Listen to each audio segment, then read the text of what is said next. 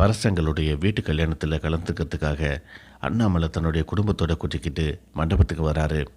மண்டபத்தில் நம்ம கறிக்கடை மாமாவை பார்த்துட்டு முத்து அதிர்ச்சியாகி போகிறாரு.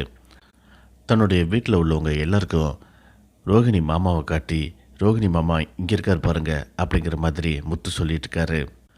இவர் இங்கே வந்து என்ன பண்ணிட்டு இருக்காரு அப்படின்ட்டு விஜயா கேட்டுட்ருக்காங்க. பரசங்கள் அண்ணாமலையை பார்த்து சொல்கிறாரு, மாப்பிள்ளையோட தாய் மாமாவை நான் உங்களுக்கு இன்ட்ரடியூஸ் பண்ணி வைக்கிறேன், கொஞ்சம் வெயிட் பண்ணுங்க அப்படின்ட்டு போயிட்டு அதே கறிக்கடை மாமாவை கூட்டிகிட்டு வந்து நிப்பாட்டுறாரு. எனது இவர் தான் மாப்பிள்ளையோட தாய் மாமாவா? இவர் தான் ரோகிணியோட மலேசிய மாமா அப்படின்ட்டு விஜயா சொல்கிறாங்க. அதுக்குள்ளே மேடையிலிருந்து மாப்பிள்ளையோட தாய் மாமா வர சொல்லுங்க அப்படின்ட்டு கூப்பிட்றாங்க.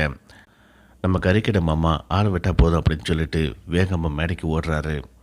இதை பார்த்துட்டு விஜயா ரோகிணியை பார்த்து, என்னடி இது, இங்கே நடக்கிறது எனக்கு ஒன்றுமே புரியவே இல்லை, அவர் யார் உண்மையிலேயே உன் மாமாவே இல்லையா அப்படின்னு சொல்லி கேட்குறாங்க. என்னம்மா இதை போய் இன்னும் கேட்டுட்ருக்கீங்க? இன்னுமா உங்களுக்கு புரியல? பார்லர் அம்மாவுக்கு மலேசியாவில் யாருமே கிடையாது. இவ்வளவு நாளாக நம்மளை ஏமாற்றிருக்காங்க. இவர் லோக்கலில் இங்கே தான் கறிக்கடை வச்சுருக்காரு அப்படிங்கிற உண்மையை போட்டு உடைக்கிறாரு.